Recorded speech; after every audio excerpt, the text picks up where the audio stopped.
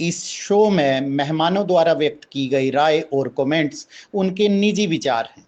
मेहमानों की राय को आवाज भारतवर्ष या शो के होस्ट की राय ना माना जाए। आवाज भारतवर्ष का मकसद किसी भी व्यक्ति या वर्ग की भावना को ठेस पहुंचाना नहीं है।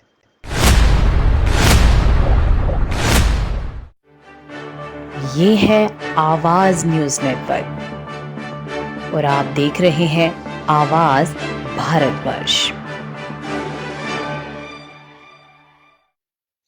नमस्कार, मैं हूं मुकेश और आवाज भारतवर्ष के इस हिमाचल प्रदेश विशेषांक में आप सबका हार्दिक स्वागत। सीधे शीर्षक पे आ रहा हूं और आज शीर्षक कह रहा है कि राजनीति के इस खेल में कौन नाड़ी कौन खिलाड़ी। और ये साफ तौर पर हिमाचल प्रदेश के दो राजनीतिक योद्धाओं के ऊपर आधारित है, जहां पर कांग्रेस की तरफ से कमान संभाल रहे हैं मुख्यमंत्री सुखविंदर सिंह सुक्खू, तो वहीं भारतीय जनता पार्टी की तरफ से कमान संभाले हुए हैं नेता प्रतिपक्ष और पूर्व मुख्यमंत्री जयराम ठाकुर। और इन्हीं दो के ऊपर आज हम चर्चा करेंगे, क्योंकि इन्हीं दोनों के इर्द गिर्द जिस तरीके से हिमाचल प्रदेश की राजनीति केंद्रित हो गई है, तो आज साफ तौर पर यह प्रश्न करना भी बनता था कि हिमाचल प्रदेश की राजनीति में आखिर कौन अनाड़ी कौन खिलाड़ी, कौन किसके ट्रैप में फंस रहा है, कहां किसके लिए क्या जाल बिछाया जा रहा है और कौन उस जाल में फंस रहा है, यानी कि कौन शिकार है कौन शिकारी है। इसके ऊपर जो है तफ्तीश करेंगे। लेकिन उससे पहले एक बात, हमारी टीम भी जुड़ी हुई है, वो भी सुन रही है, उनको भी लेके आऊंगा। लेकिन साफ तौर पर आप सब दर्शकों का हार्दिक शुक्रिया, धन्यवाद। श और स में फिर से पहाड़ियों वाली टोन है तो फर्क पड़ रहा है, शुक्रिया कहना था, शुक्रिया कह दिया मैंने, माफी चाहूंगा। लेकिन आप सबका हार्दिक धन्यवाद जो आपने हमें फिर से एक बार हिमाचल प्रदेश की राजनीति का ट्रेंड सेटर बनाया। और आप पिछले काफी दिनों से ये देख रहे होंगे लगातार कि जो मुद्दे हम उठाते हैं अगले दिन राजनीतिज्ञ उन्हीं के ऊपर बात करते हैं। और आज जिस तरीके से नेता प्रतिपक्ष जयराम ठाकुर सामने आए और उन्होंने प्रेस कॉन्फ्रेंस में जिन जिन मुद्दों के बारे में बात की, उनके बारे में तो कल ही हम बता चुके थे। और एक एक मुद्दा वहीं जगत सिंह नेगी प्रेस कॉन्फ्रेंस के लिए आते हैं तो वही सवाल उठा देते हैं, जिनके ऊपर कल आवाज भारतवर्ष ने इशारा कर दिया था कि आने वाले समय में हमारे सूत्र ये बता रहे हैं कि कांग्रेस के लोग जरूर सवाल पूछेंगे और मंडी के लोग भी दबी जुबान ये बात कहना शुरू हो गए हैं। तो जयराम ठाकुर सामने आए, उन्होंने अपनी तरफ से ये कहा कि मैंने ऐसा कुछ भी नहीं किया है, अगर कहीं से दान आया भी है तो उस दान को मैंने उसी हिसाब से मेरे लोगों ने जाकर के वहां पे उन्हीं के प्रतिनिधियों के सामने लोगों को सौंपा भी है। वहीं दूसरी तरफ अगर कोई प्रतिनिधि नहीं भी था तो उसको उसकी पूरी डिटेल दे दी गई। लेकिन आवाज भारतवर्ष यहां पूछना चाहता है कि सरकार का तो सारा जो सिस्टम होगा वो आंकड़ों में चढ़ जाएगा, अगर आप भी एक बार सार्वजनिक कर दें कि आपने किस किस को कितनी उससे सहायता दी और किस प्रकार से दी, तो उसमें आपको भी क्या परेशानी। खामखा क्यों जयराम ठाकुर जी आप अपने सर ये बेईमानी का आरोप ले रहे हैं, क्योंकि जिस तरीके से आवाज भारतवर्ष ने कल कहा था कि आपके ऊपर ये उंगली उठेगी और बहुत जल्दी उठेगी, और आप यकीन मानिए 24 घंटे का भी वक्त नहीं लगा, जगत सिंह नेगी ने सवाल उठा दिए। तो अब आप समझ सकते हैं कि आवाज भारतवर्ष की पहुंच कहां तक है और आवाज भारतवर्ष किस नजरिए से राजनीति को देख रहा है। और ये राजनीति जिस तरीके से आगे बढ़ रही है वो साफ तौर पर यह इशारा कर रही है कि इस राजनीति के खेल में अब कौन अनाड़ी है और कौन खिलाड़ी है। क्योंकि मौजूदा अगर मैं आपको, क्योंकि दिल्ली में हम उन्हीं मुद्दों पे जो है वो नजर रखते हैं और यहां पर हम सीधे तौर पर यह कहते हैं कि राजनीति में जो ट्रेंड सेट करता है, यानी कि पहला हमला करता है, वही खिलाड़ी होता है। और जो उसको डिफेंड करने के लिए आता है तो वो अनाड़ी ही गिना जाता है। तो अब आप समझ सकते हैं कि हिमाचल प्रदेश भाजपा किस राजनीतिक नेतृत्व से गुजर रही है या किस तरीके से राजनीतिक नेतृत्व हो रहा है। जहां इस वक्त भाजपा को ट्रेंड सेटर होना चाहिए था, अब भाजपा के नेता प्रतिपक्ष जो हैं वो मुख्यमंत्री और उनके टीम के ट्रैप में फंसते जा रहे हैं और आरोप लगाए जा रहे हैं सत्ता पक्ष की तरफ से और सफाई दे रहे हैं जयराम ठाकुर। तो अब आप खुद मानिए कि ये क्या चल रहा है, जबकि हालात ये होने चाहिए थे कि आरोप नेता प्रतिपक्ष को लगाने चाहिए थे और माफ कीजिएगा, सफाई मुख्यमंत्री सुखविंदर सिंह सुक्खू और उनकी टीम से आनी चाहिए। तो आखिर ऐसा क्या हो रहा है कि जिसकी बदौलत जयराम ठाकुर ट्रैप में फंस रहे हैं और बार बार वही गलती कर रहे हैं जिसका इशारा आवाज भारतवर्ष दे रहा है। और जिस तरीके से आवाज भारतवर्ष ने कल आपको कहा था कि अगर नेता प्रतिपक्ष जयराम ठाकुर अपने विधायकों के साथ मुख्यमंत्री मंडी आ रहे थे, उन्हीं के घर आ रहे थे, आपका ही बहुमत है यहां पे, 10 में से 9 सीटें आपके पास है, अगर आप चले जाते, स्वागत भी कर देते, तो एक प्रदेश में पूरा सकारात्मक संदेश जाता। तो इन तमाम बातों पे अपनी सफाई जब वो दे रहे थे, तो आप खुद यकीन मानिए वो अपने ही ट्रैप में फंस रहे थे। और आज उन्होंने फिर से एक बार आवाज भारतवर्ष को सही साबित कर दिया कि जयराम ठाकुर जी, आप जिस तरीके से जिस गाड़ी को हाँक रहे हैं, ये तो भारतीय जनता पार्टी की शैली नहीं है। भारतीय जनता पार्टी जब आरोप लगाती है तो इस तरीके से लगाती है और राजनीति को इस तरीके से बांध के आगे चलती है कि कांग्रेस हमेशा फंसती हुई मैंने देखी है उसमें। लेकिन अब ये वक्त आ गया है, शायद भारतीय जनता पार्टी के नेताओं के अंदर क्या वो काबिलियत नहीं बची है। बहुत सारे सवाल उठ रहे हैं, लेकिन आज जयराम ठाकुर ने क्या प्रेस कॉन्फ्रेंस की, हालांकि आप उनके पेज पे जाके देख सकते हैं, 26, 27, 28 मिनट, आधे घंटे की प्रेस कॉन्फ्रेंस है। लेकिन मैंने मुख्य 4 मिनट की जो है वो प्रेस कॉन्फ्रेंस आपके लिए माफ कीजिएगा, चुरा के रखी तो नहीं बोलूंगा, लेकिन सिलेक्ट करके रखी है। आप उसको एक बार सुन लीजिए, फिर आगे अपने मेहमानों के पास चलते हैं और मुद्दे की बात को आगे बढ़ाते हैं। मुख्यमंत्री जी मंडी में आए थे आपदा प्रभावित लोगों के लिए राहत देने के लिए आए थे या अपने भड़ास निकालने के लिए आए थे? लेकिन जिस प्रकार से मुख्यमंत्री ने अपनी राजनीतिक भड़ास, फ्रस्ट्रेशन जिसको मैं कह सकता हूं, और उनके मंत्री जो रेवेन्यू मिनिस्टर उन्होंने निकाली, पूरा प्रदेश उस सारी बात को लेकर के हैरान है। और एक तरह का यह कार्यक्रम सिर्फ और सिर्फ जयराम ठाकुर को कोसने के लिए था। भारतीय जनता पार्टी के सभी विधायकों को निमंत्रण देते हैं, आप सभी विधायकों को यहां मंच पर बुलाते,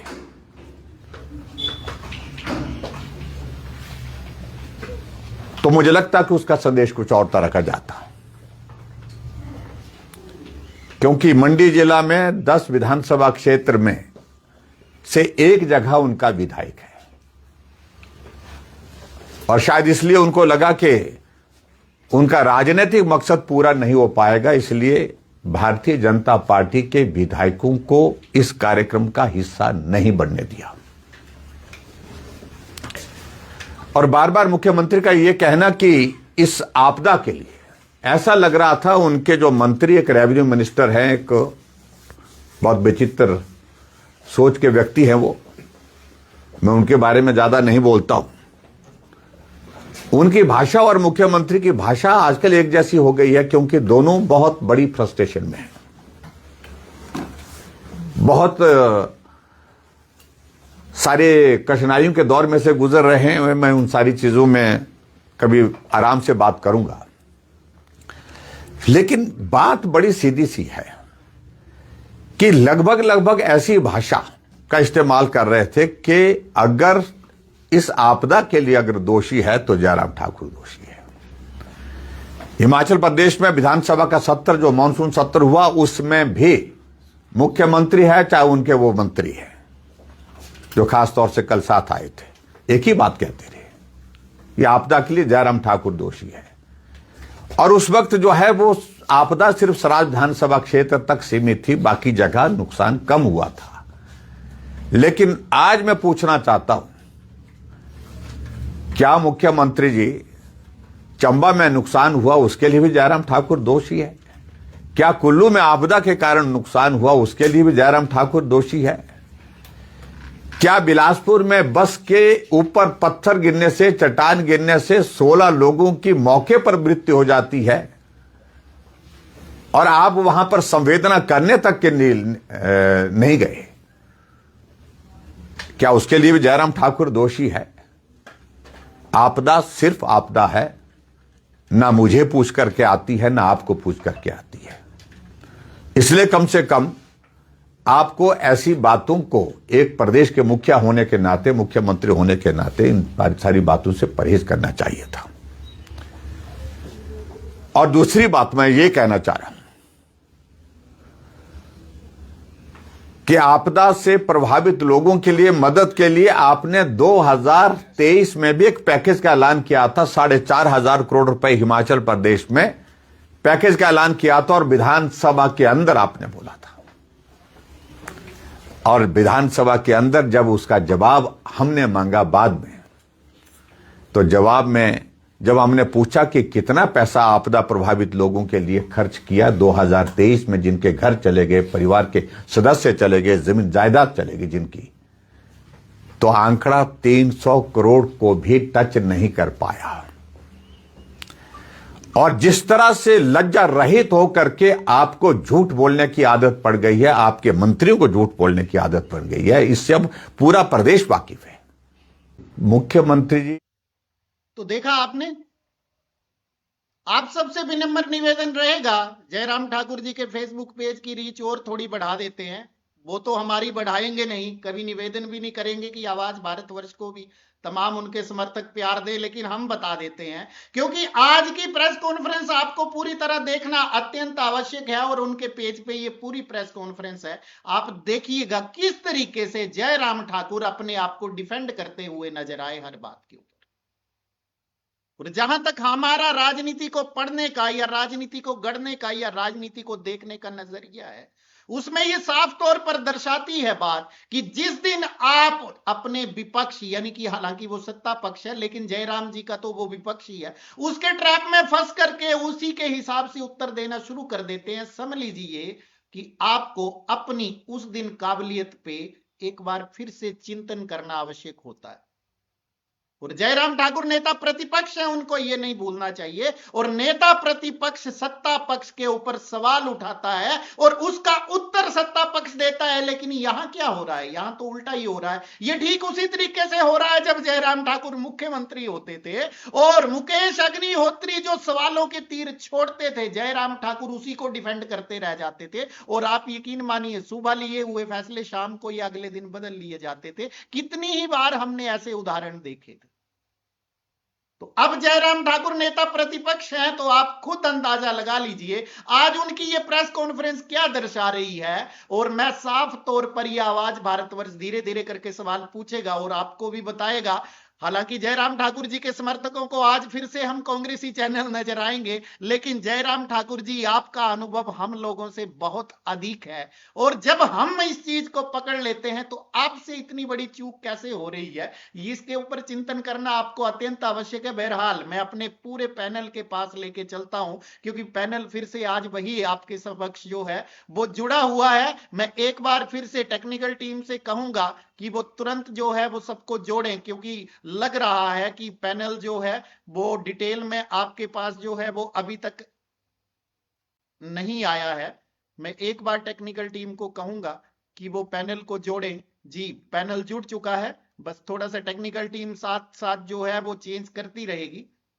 प्लेसमेंट कई बार आगे पीछे हो जाती है क्योंकि नेटवर्क से हम जुड़े होते हैं, तो उसमें हो जाती है, उसके लिए माफी चाहूंगा। चलिए वरिता के क्रम को उसी प्रकार जारी रखते हैं। ठाकुर साहब, आज सबसे पहले तो बहुत बहुत बधाई हो। भानु भाई, आपको भी बहुत बहुत बधाई हो। ये लोग तो वही कर रहे हैं जो हम पिछले दिनों से चर्चा लगातार कर रहे हैं कि आज हम चर्चा करेंगे, कल सत्ता पक्ष भी वही पूछ लेता है और विपक्ष भी वैसे ही उत्तर देने लग पड़ता है।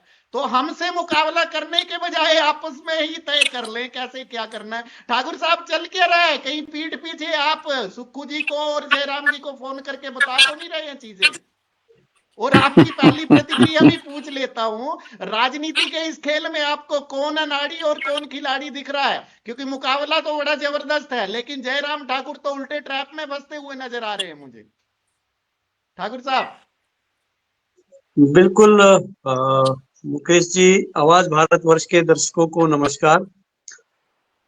बिल्कुल यहाँ पर बड़ी बात यह है कि जयराम ठाकुर सरकार को अनुभवहीन और यही वजह है बोलते कि सरकार के जो फैसले हैं वो पलटते हैं, क्योंकि सरकार अनुभवहीन है। मतलब सरकार जब वो कहते हैं तो वो सीधा मुख्यमंत्री को कहते हैं। जी जी जी मुख्यमंत्री अनुभवहीन है, जी इसलिए वो ऐसे फैसले लेते हैं। जी और मुझे कहीं लगता है कि अगर वो सुखविंदर सिंह सुक्खू मुख्यमंत्री के रूप में अनुभवहीन है, जी। तो जयराम ठाकुर के पास भी नेता प्रतिपक्ष के रूप में अनुभव नहीं है, इसलिए ये सारी गलत हो रही है। बिल्कुल बिल्कुल बिल्कुल, बहुत बड़ी बात, बहुत बड़ी बात। आप अपनी पूरी बात कीजिएगा, उसके बाद भानु भाई के पास जाऊंगा। तो आज आज ये आज जो के इस खेल को किस तरीके से देखते हैं ठाकुर साहब? इसके ऊपर जो है सबसे पहले आप प्रतिक्रिया दे दीजिए अपनी। बिल्कुल मुकेश जी, हमने तो कल ही अपने इसमें कहा था कि जयराम ठाकुर जी ने एक, आज वो खुद कह रहे हैं कि एक भड़ास मंच मिल गया। जी बिल्कुल। अगर वो कल के कार्यक्रम में भारतीय जनता पार्टी के जिस प्रकार अनिल शर्मा वहां पर शामिल हुए, बिल्कुल। जिस तरह अनिल शर्मा शामिल हुए, उस तरह पार्टी के अन्य विधायक भी जयराम ठाकुर के नेतृत्व में बाकायदा वो वहां पर खड़े होकर मुख्यमंत्री का स्वागत करते और बहुत बड़ी बात, बहुत बड़ी बात। स्वागत करते। जी तो उनको भड़ास निकालने के लिए मंच ही नहीं मिलता। और अगर वो मान लो जयराम ठाकुर मंच पर बैठे होते और इस प्रकार की बात मुख्यमंत्री करते, तो शायद जयराम ठाकुर वहां पर बिना माइक के खड़े होकर भी मंच से बोल सकते थे कि मुख्यमंत्री झूठ बोल रहे हैं। बिल्कुल बिल्कुल बिल्कुल वो बात लोगों के आमने सामने हो जाती। बिल्कुल और जब आपने मौका दिया तो फिर उसके बाद आपको शिकायत करने का अवसर नहीं होना चाहिए था। आपको शिकायत करने का ये नहीं होना चाहिए था कि आप शिकायत क्यों कर रहे हैं फिर, बिल्कुल क्योंकि बिल्कुल मौका आपने दिया। आप अगर जहां पर उस सभा में चले जाते तो आपको मंच भी मिलना था और आपको बोलने का अवसर भी मिलना था। तो बिल्कुल उनको बोलने का अवसर भी दिया गया बिल्कुल बिल्कुल। और उन्होंने अपनी बात भी रखी। उन्होंने कहा कि मुझे तो एक एसडीएम का फोन आया था, मैं इसलिए आया हूँ।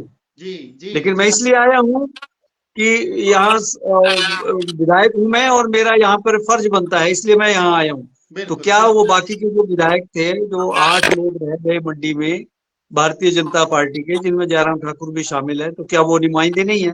बिल्कुल बिल्कुल। अगर अनिल शर्मा अहम को छोड़कर मान जी लिया न्योता नहीं दिया था, बिल्कुल लेकिन मुख्यमंत्री तो मंडी में आ रहे हैं, ये तो पता था। बिल्कुल और मंडी के लोगों के सामने आकर जयराम ठाकुर ये बता सकते थे कि मैं आपके हकों के लिए लड़ता हूं। और बिल्कुल यहां पर भी मुख्यमंत्री गलत कहेंगे तो मैं बिल्कुल पहरेदार बनकर खड़ा रहूंगा। बिल्कुल बिल्कुल बिल्कुल, बहुत बड़ी बात, बहुत बड़ी आखिर बात। आखिर मंडी तो उनकी ही है। बिल्कुल बिल्कुल, वो तो साफ तौर पर सीना ठोक के कहते हैं। मंडी के लिए तो वो अपनी पार्टी के सांसद अनुराग ठाकुर जी से इतना बड़ा लड़ गए, और मुख्यमंत्री जी के लिए मैं तभी बार बार ठाकुर साहब इसी चीज को कहता हूं कि मंडी आपकी है, मंडी का प्रतिनिधित्व, क्योंकि काफी बार तो आपको मंडी का मुख्यमंत्री बोला जाता है। उस पे भी बात करेंगे, जो आपने आज कहा है कि मैंने सब जगह समान विकास किया है, वो भी आंकड़े जरा बताएंगे दर्शकों को, कहां कितना विकास हुआ है, और सराज और धर्मपुर में कितना हुआ है और बाकी जगह पे कितना हुआ है, वो तुलना करके हर कोई देख लेगा। लेकिन साफ तौर पर अगर आप मंडी का इतना दम भरते हैं, तो मंडी में अगर प्रदेश के मुख्यमंत्री आ रहे थे तो वहां उनको अगर बुके दे देते, उनके साथ मंच, आपको मंडी में अपने घर में किसी के निमंत्रण की आवश्यकता है क्या? और ये कोई कांग्रेस का कार्यक्रम तो था नहीं, ये तो बाकायदा सरकार का कार्यक्रम था। तो सरकार में नेता प्रतिपक्ष होने के नाते आप भी जा सकते हैं।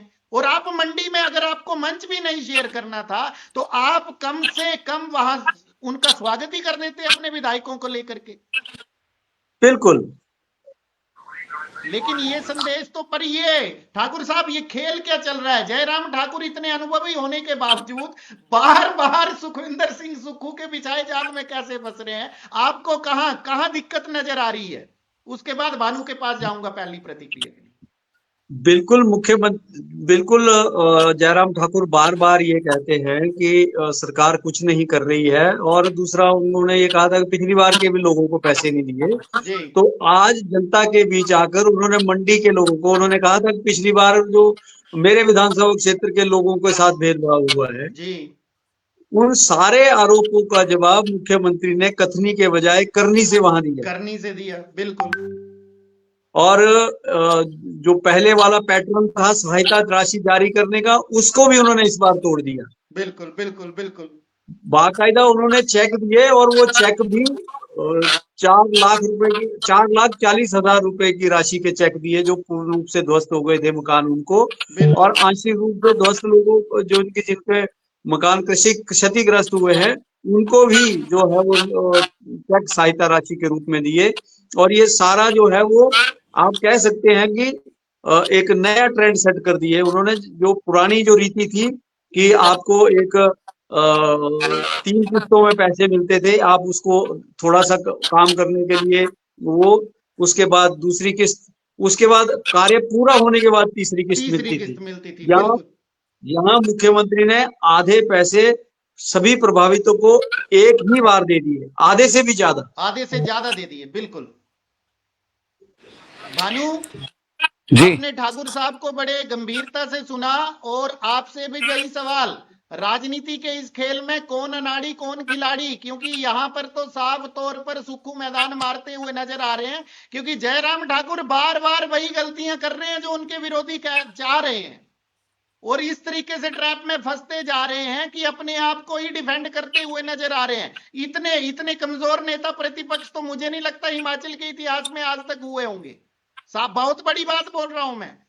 इस तरीके की, मतलब कौन इनके राजनीतिक सलाहकार हैं? मुख्यमंत्री इनके लिए ट्रैप बिछा रहे हैं, बल्कि उल्टा इनको बिछाना चाहिए, इनको अपने जाल में मुख्यमंत्री को फंसाना चाहिए था। ये उल्टा मुख्यमंत्री के जाल में फंस रहे हैं, और इनसे जगत सिंह नेगी जैसा आदमी हैंडल नहीं हो रहा। देखिए मुकेश जी, जहां जैसे आज जो है क्या बोलते पूर्व मुख्यमंत्री जयराम जी ने जब प्रेस कॉन्फ्रेंस करी, तो उन्होंने कहा कि एक सरकारी कार्यक्रम ना रहकर जो है ये राजनीतिक कार्यक्रम बन गया। किसने बनने जब दिया? उनको इस बात, ये जयराम जी ने कहा कि ये सरकारी कार्यक्रम ना रह के राजनीतिक कार्यक्रम बन गया। बिल्कुल अगर उनको पता था, इस बात का पता था कि ये जो है सरकारी कार्यक्रम है, जी, तो सरकारी कार्यक्रम में तो नेचुरली उनको वहां पर जाना चाहिए था जब सरकारी कार्यक्रम है। और बिल्कुल जिसका हम पिछले कल भी हम जिसके बारे में चर्चा कर चुके हैं। जी, देखिए अनिल शर्मा जो है, पंडित सुखराम से बड़ा परिवार तो देखिए कोई हो नहीं सकता। वो बहुत उनसे बड़ा कद तो शायद जयराम जी का भी नहीं होगा, जी। जितना बड़ा कद पंडित सुखराम परिवार का है। तो नहीं, उन्हीं के जो पुत्र है, जयराम जी को अब पंडित संत सुखराम जी के परिवार का कद नहीं ज्यादा लगता, क्योंकि जयराम जी को लगता होगा कि मैं तो मुख्यमंत्री बन गया हूं, पंडित सुखराम तो बन नहीं पाए कभी, तो इसलिए उनको बहुत नीचे गिनते होंगे वो अपने आप से। नहीं, वो कहते हैं ना साहब की सियासत में तस्वीर बहुत कुछ कहती है। जी तो जो सियासत में तस्वीर है वो बहुत कुछ कह देती है। अनिल शर्मा आए, उन्होंने अपनी बातें भी रखी मंच से, जी और साथ में मुख्यमंत्री से ये रिक्वेस्ट और भी करी जी कि कुछ घर ऐसे भी रह गए हैं जी कि जो कि थोड़े से तिरछे हो गए हैं, जी, जिनको आपने आपदा में नहीं लिया है। बिल्कुल उसी की बात को आज जयराम जी ने अपनी प्रेस कॉन्फ्रेंस में रखने का प्रयास किया, जबकि वो खुले मंच से अनिल शर्मा बोल कर गए बिल्कुल कि बिल्कुल उनको उन परिवारों का भी विशेष ध्यान रखा जाए। बिल्कुल क्योंकि जो आमने सामने बात होती है वो आमने सामने होती है, वो राजनीतिक मंच रहता ही नहीं। अगर वो मंच पर आ जाते, जब वो एक एसडीएम के कहने पर वो कार्यक्रम में पहुंच गए, तो ऐसा तो हो नहीं सकता कि जयराम जी को फोन नहीं गया होगा। जी, उनको भी जरूर एसडीएम का फोन गया होगा। बिल्कुल उनको उन्होंने कहा कि हमारे को किसी को निमंत्रण नहीं था, तो निमंत्रण तो अनिल शर्मा जी को भी नहीं था, उनको भी एसडीएम का टेलीफोन ही गया था। बिल्कुल बिल्कुल और बिल्कुल वहां के नुमाइंदे होने के नाते वो वहां पर गए। और वो तो अपने आप को मंडी का मुखिया बोलते हैं जयराम जी। बिल्कुल अगर वो मंडी के वाक्य में मुखिया है, तो उनको तो पहुंचना चाहिए था, क्योंकि बिल्कुल। कार्यक्रम भी ऐसा था, और इसमें कोई भानु, राजनीति की। सबसे जी माफी चाहूंगा, बीच में टोक रहा हूं। पहली बात, कार्यक्रम मंडी जी में, जहां पर आप सीना ठोक के कहते हैं कि मैं मंडी का हूं, मंडी का प्रतिनिधित्व, और बार बार, इस बार भी जब अनुराग ठाकुर से भी उनकी तू तू मैं वाली वो नौबत, हालांकि अनुराग ने तो कहा ही कुछ नहीं, लेकिन जिस तरीके से जयराम जी ने अपने आप को प्रदर्शित किया, तो उन्होंने मंडी का ही क्रेडिट लिया सिर्फ, कि हमने तो बार बार किया है जी, हमने तो बार बार जीत के दी है, आप नहीं दे पाए। तो यानी कि वो मंडी तक की जिम्मेवारी अपनी समझते हैं, उससे आगे की जिम्मेवारी नहीं। लेकिन आज तो सिर्फ मंडी तक की जिम्मेवारी उठाने की बात थी ना, तो आप क्यों नहीं गए कार्यक्रम में वहां पे? और मंडी के कार्यक्रम में आपको किसी के निमंत्रण की आवश्यकता है? मुख्यमंत्री आपके घर में आए थे, आप मुख्यमंत्री के घर में नहीं गए थे, पहली बात। दूसरी बात, अगर आप मंडी के हितों की बात करते हैं, आपको मंच भी साझा नहीं करना चाहिए था। आप सीएम साहब को जब बुके देते, तमाम मीडिया वहां मौजूद था, क्या दो बातें ऐसी नहीं कही जा सकती थी जिससे मुख्यमंत्री को ये बातें कहने का मौका ही नहीं मिलता, जिस तरीके से ठाकुर साहब ने कहा? राजनीतिक मंच तो आपने बनवा दिया ना। अगर आप समझदारी से यहां अपना रोल निभाते तो ये राजनीतिक मंच बन ही नहीं पाता सुखविंदर सिंह सुक्खू के लिए। बिल्कुल मुकेश जी, बिल्कुल जैसे मैंने शुरू में कहा कि ये जब सरकारी कार्यक्रम का, वो खुद ही कह रहे हैं कि ये सरकारी कार्यक्रम था, उसको राजनीतिक कार्यक्रम बना दिया। तो जब आपको खुद ही इस बात का पता था कि ये सरकारी कार्यक्रम है, तो आप सरकारी कार्यक्रम में पहुंच जाते ना। बिल्कुल आप पहुंचते, वेलकम करते। अगर आपको मंच साझा नहीं करना था तो, लेकिन अगर आप पहुंच जाते तो वहां पर अगर कुछ झूठ बोल रहे थे जी, अगर प्रदेश के मुख्यमंत्री अगर कुछ झूठ बोल रहे थे, तो आपके पास तो मंच था, खुला मंच था, वहां से आप उनको खोलकर टोक भी सकते थे, तो जनता के सामने भी सब कुछ सच आ जाता। लेकिन अलग से फिर प्रेस कॉन्फ्रेंस करके आप घेरने की कोशिश कर रहे हैं कि जो है जो नेगी है, जो राजस्व मंत्री है, उनके बारे में तो क्या कहना। लेकिन आज राजस्व मंत्री ने वही प्रश्न उठा दिया जो पिछले कल हमने चर्चा में रखा था, कि वो जो उनको लोगों ने डोनेशन दिया, जो उनको दिया है आपदा राशि के लिए, उनको पैसे दिए हैं अलग से, जो कि पहली बार हुआ है इतिहास में कि सीएम रिलीफ फंड में पैसे ना देख के जो है नेता प्रतिपक्ष को जो है पैसे लोगों ने दिए हैं जाकर।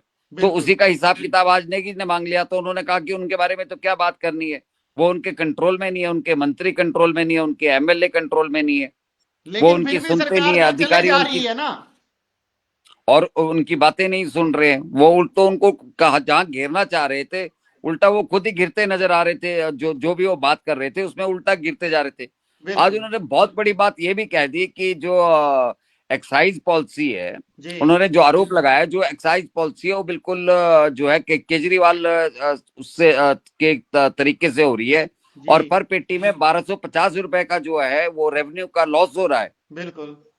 तो उन्होंने कहीं ना कहीं ये कहा कि जो है जैसे केजरीवाल गिरफ्तार हुए थे, वैसे ही आने वाला टाइम जो है प्रदेश के मुख्यमंत्री और अधिकारियों के लिए जो है वो बुरा आने वाला है।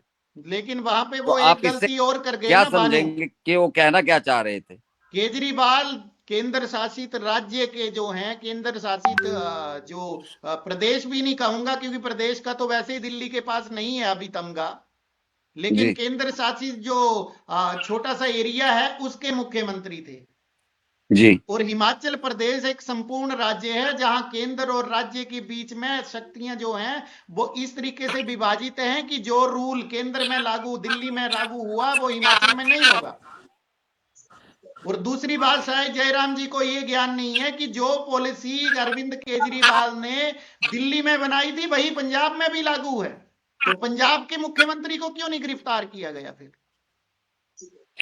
वही थोड़ा सा वो आज जो है बिल्कुल ऐसा लग रहा था कि जैसे वो पहले अपने समय में यू टर्न ले लेते थे बातों से, ये लगता है कि कल फिर प्रेस कॉन्फ्रेंस करके अपनी बातों से यू टर्न ले लेंगे।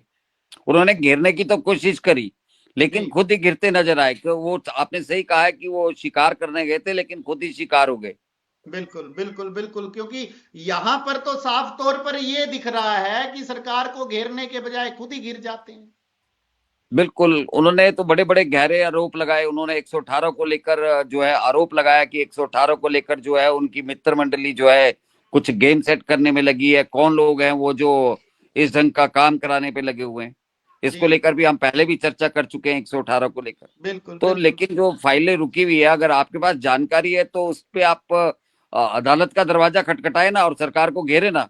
बिल्कुल बिल्कुल बिल्कुल, जाहिर तौर तो अगर आपको लग रहा है कि अगर हिमाचल में इस ढंग की अगर गलत काम चल रहे हैं तो न्यायालय तो है, न्यायालय के दरवाजे तो खुले हैं, आप सरकार को घेर सकते हैं। बिल्कुल, जाहिर सिर्फ बयान देने से काम नहीं चलेगा ना कि आप बयान दे दिया और बात खत्म होगी जी। आपके पास भी आपका लीगल सेल होगा, पार्टी का लीगल सेल होगा, उस पर विचार विमर्श होता होगा।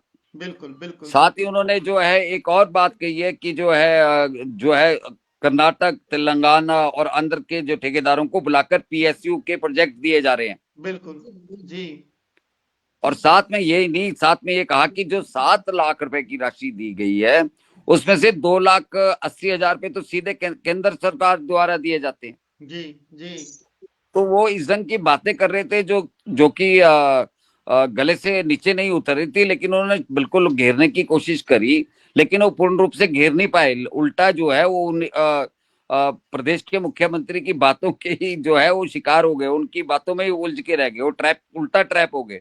बिल्कुल बिल्कुल। ठाकुर साहब से पूछ लेते हैं। ठाकुर साहब, आज जयराम ठाकुर जी ने साफ तौर पर कहा कि 2023 से अब तक केंद्र सरकार ने 5500 करोड़ रुपए की सहायता जो है वो दी है जी।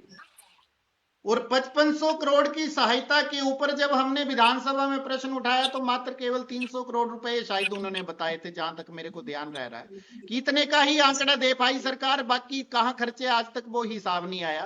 आप इस बात को कैसे देखते हैं भाई? दूसरी तरफ उन्होंने कहा ये जो 7-8 लाख रुपए दिए जा रहे हैं इसमें से 1,11,000 तो प्रधानमंत्री आवास योजना के तहत केंद्र की हिस्सेदारी है। आपको इस स्टेटमेंट को किस तरीके से देखते हैं? इन दोनों के ऊपर आपका नजरिया, और आप इस बात को या इस चाल को, जयराम ठाकुर की इस चाल को आप किस तरीके से देखते हैं? मुकेश जी, उन्होंने कहा कि पहली बार तो ये है कि अब तक भारतीय जनता पार्टी के लोग जो हैं वो हमेशा झूठ बोलते रहे कि बोलते हजारों करोड़ रुपए मिले हैं, हजारों करोड़ रुपए मिले हैं। जी लेकिन आज पहली बार जयराम ठाकुर ने ये तो माना कि 2023 से अब तक 5500 करोड़ रुपए मिले हैं, और बिल्कुल मुख्यमंत्री भी यही आंकड़ा रखते रहे हैं। बिल्कुल जी। और ये जो आंकड़ा है, जयराम ठाकुर ये भूल जाते हैं कि ये जो पिछली बार का नुकसान है तो वो तो लगभग 12,000 करोड़ रुपए का आंका गया था। बिल्कुल बिल्कुल बिल्कुल जी। और वो केंद्रीय जांच एजेंसियों का आकलन था। बिल्कुल। और उसके बाद 5500 करोड़ रुपए अब तक आया है, और मुख्यमंत्री यही तो कह रहे हैं कि जयराम जी दिल्ली चलिए, कहिए कि बाकी पैसा भी दे दो। जी जी जी। बिल्कुल बिल्कुल बिल्कुल। और जयराम जी ने कहा कि अब भी प्रधानमंत्री आए थे, उन्होंने बहुत बड़ा दिल दिखाया और 1500 करोड़ रुपए का पैकेज घोषित कर दिया। जी जी। अब मुख्यमंत्री और सरकार फिर भी धन्यवाद नहीं कर रही है। जी जी। तो मुख्यमंत्री तो ये कह चुके हैं कि जयराम जी, हम आपके ही नेतृत्व में चलने के लिए चलने को तैयार हैं, नड्डा जी के नेतृत्व को तैयार हैं, 1500 दिलाइए, धन्यवाद भी करेंगे। बिल्कुल बिल्कुल बिल्कुल, जाहिर तौर पर उन्होंने कहा कि 1500 करोड़ रुपए घोषित किए, उनको तो दिलाइए। जी जो कहा है वो मिल नहीं रहे, जी। तो धन्यवाद किस चीज का करें? सही बात है। ये तो बड़ी सीधी सी बात है कि आपने शादी का न्योता दिया सिर्फ, और बोल रहे हैं भाई धाम का धन्यवाद कर दो। बिल्कुल बिल्कुल बिल्कुल। आप बोलते रहिए, लगे रहिए। तो दूसरी बात यह है कि जयराम ठाकुर बार बार कहते हैं कि, और भारतीय जनता पार्टी के नेता भी कहते हैं कि केंद्र की ओर से इतने मकान आ गए, इतना पैसा मिल गया, इतना ये मिल गया। तो उन लोगों को ये समझ लेना चाहिए कि केंद्र अगर दे रहा है तो वो खैरात नहीं दे रहा है। बिल्कुल, जाहिर तौर पर हिमाचल प्रदेश के लोग भी टैक्स देते हैं, और संघीय ढांचे में हिमाचल प्रदेश के लोगों का जो मांगे पूरी करने हैं, उनके नुकसान की भरपाई करनी है, वो संघ का दायित्व है। बिल्कुल बिल्कुल, जाहिर तौर पर बिल्कुल। और आज उन्होंने मुख्यमंत्री को संघीय ढांचे में प्रधानमंत्री के लिए आदर के शब्द की बात करने की कही है। तो जयराम जी, संघ के ढांचे में ये संघ का भी काम बनता है, संघ का केंद्र का भी काम बनता है कि वो राज्य की जो जायज मांगे हैं उनको पूरा करे। बिल्कुल। आज प्रदेश में अगर एक तरफ मुख्यमंत्री कह रहे हैं कि आपदा को 5 महीने हो गए जी, और 5 महीने बाद जो है वो राहत देने आए, 30 महीनों से लोग बाहर रह रहे हैं, तिरपाल में रह रहे हैं, ये तो मुख्यमंत्री भी बार बार कह रहे हैं। जी। और उन्होंने लोगों से कहा था कि आप लोगों के घर, आप जो अपने, जब तक आपकी व्यवस्था नहीं होती आप किराए का भवन लो, हम 6 महीने तक किराया भी देंगे। बिल्कुल बिल्कुल बिल्कुल जी। और पिछली आपदा में भी सरकार ने दिया था और इस आपदा में भी सरकार दे रही है लोगों को। बिल्कुल बिल्कुल और, बिल्कुल। और वो बार बार गिनाते हैं कि केंद्र से इतना मिल गया, इतना मिल गया, इतना मिल गया, तो केंद्र कोई मेहरबानी नहीं कर रहा है। बिल्कुल बिल्कुल बिल्कुल। मेहरबानी तो तब होती जो 1500 करोड़ रुपया कह तुरंत कर मिल गए थे, जाए। वो तुरंत मिल जाता। बिल्कुल बिल्कुल बिल्कुल बिल्कुल जाहिर तौर अगर पर।